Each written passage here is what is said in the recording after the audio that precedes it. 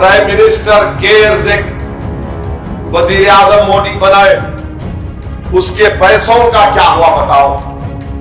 3000 करोड़ उसमें है, बताइए अमित शाह वो 3000 करोड़ कहां गए, उसका इस्तेमाल कैसे हुआ।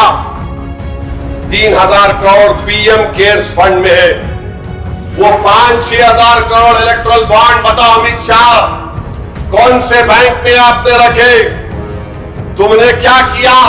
और बोलते मुस्लिम वोट बैंक है। अरे अमित शाह, ट्रिपल तलाक, CAA, NRC, NPR, ये सब खवानीन ये आप बनाए तो आपके वोट बैंक के लिए बनाया आपने। बताओ ये क्यों बनाया आपने।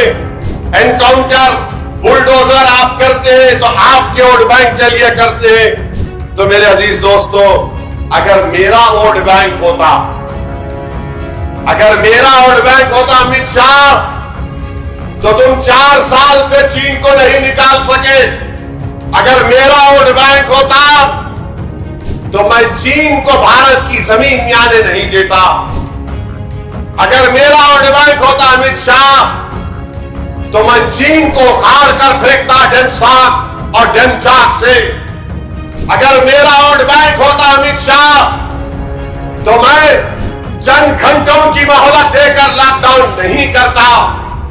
अगर मेरा वोट बैंक होता तो मैं पहले से तैयारी करता कोविड के इंजेक्शन की। मैं 25-30 लाख भारत के लोगों को मरने नहीं देता। अगर मेरा वोट बैंक होता तो मैं गरीबों के अकाउंट में पैसे डालता।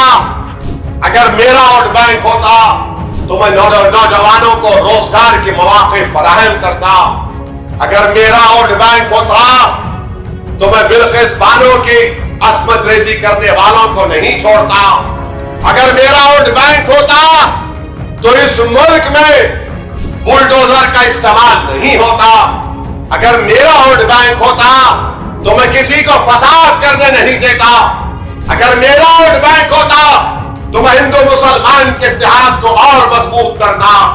अगर मेरा वोट बैंक होता तो मैं दलितों को ऊंचाइयों पर लेकर जाता। मगर तुमने 10 साल में क्या किया बताओ इस मुल्क में। तुमने कुछ नहीं किया, कुछ नहीं किया तुमने, और बर्बादी की तरफ इस मुल्क को आप लेकर चले गए।